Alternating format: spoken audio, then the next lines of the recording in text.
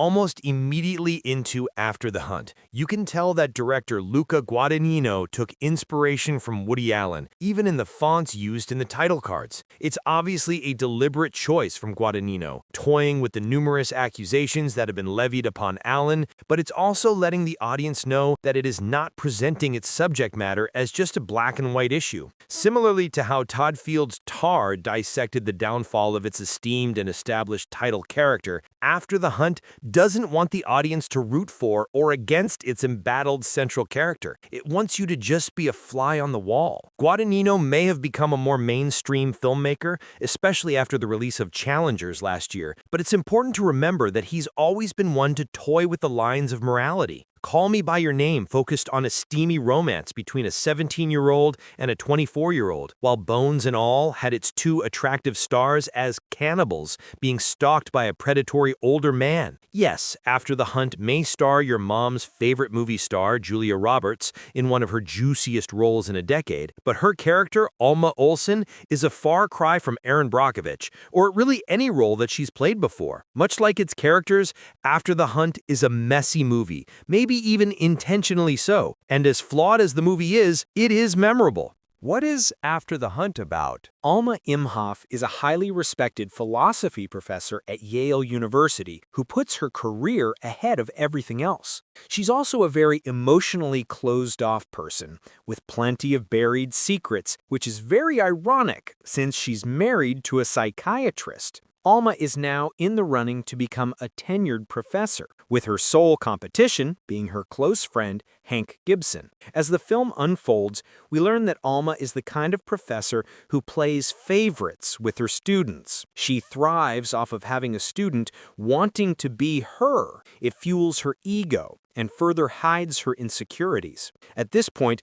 her protégé is Maggie Resnick, the extremely liberal and socially conscious daughter of a billionaire couple who have given a lot of money to the university. After attending a party hosted at Alma's glamorous apartment, a very drunk Hank offers to walk Maggie back to her apartment, where we learn that her trans romantic partner, Alex, is away. The next day, Alma is concerned when Maggie doesn't show up to class, and upon returning home, finds her waiting outside. Maggie confides in Alma that Hank crossed a line and sexually assaulted her and is looking for counsel. Alma questions Maggie, unsure of how to feel, causing the young woman to storm off. Alma meets up with Hank the next day to confront him about the encounter, but he tells her that he confronted her after learning that she plagiarized her thesis and she made up the story to get out of trouble. As a result of all of this, Hank is fired from his position, causing Alma to be caught in the midst of a moral crisis. Not only does she not know whose side of the story to believe, but her own dark secrets from her past begin to re-emerge,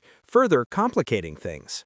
After the Hunt is too committed to being morally gray. First-time screenwriter Nora Garrett is intent on making sure the audience understands the metaphors within After the Hunt, which ultimately makes the movie less believable as a whole. The film is constantly throwing out themes of being in positions of power and generational differences, but it never dives fully into them, complete with dialogue that is extremely on the nose. The metaphors are basic and muddled, merely presenting certain ideas before moving on without a second thought. The movie is trying to be real, from Alma constantly misgendering Maggie's partner to Hank initially acting like the accusations are no big deal, but the characters talk with far too many metaphors, even if they are experts in philosophy. It's as if it is desperately trying to be the Tar of academia, but it forgets what made that movie work so well. Nearly every single character in After the Hunt is designed to get under the audience's skin, which the movie does prove to be effective at. Trent Reznor and Atticus Ross' score does more to put the audience on edge than Guadagnino's direction or Garrett's writing. Edebiri's Maggie isn't portrayed as someone who is without flaws. In fact, she's nearly as unlikable as Garfield's Hank. We see her stealing from Alma,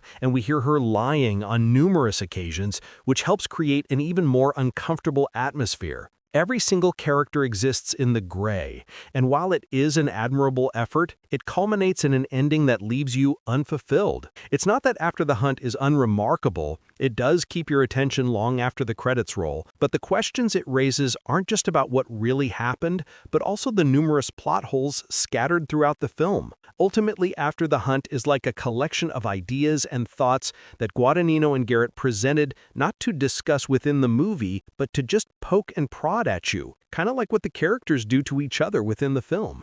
Julia Roberts and Andrew Garfield are the reasons to see After the Hunt. It's not controversial to say that Roberts hasn't had the greatest run of movies in the past 2 decades. She's always been a terrific actress, but the roles she was choosing, with a few exceptions, just never felt challenging or all that compelling, at least on the big screen. When you first hear that Roberts stars in a film that takes clear influences from Tar, you might expect a more showy and abrasive performance from her. Instead, Roberts is surprisingly restrained, which makes her character more raw, despite the clunky screenplay.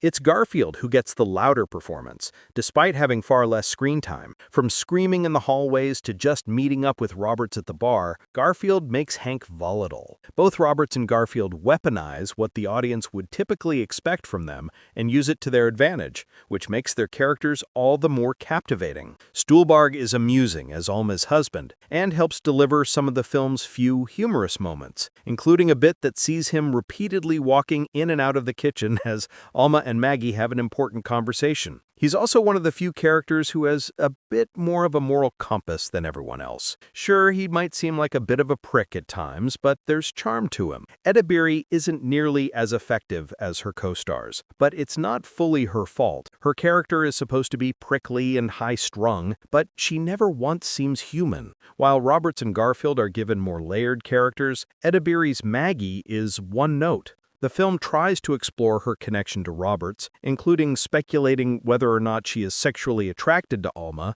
but it never commits fully. After the Hunt has a rich premise that could have led to a film that basks in moral complexities and conversation. And while the movie does give us a lot to digest, it also fails to fully commit to the kind of story it wants to be. It presents you with themes using big fancy words, only to move on minutes later. It features terrific performances from Roberts and Garfield, but even they are not enough to save the film from being too muddled and morally ambiguous for its own good. After the Hunt opens in select theaters on October 10th, before expanding into theaters everywhere on October 17th.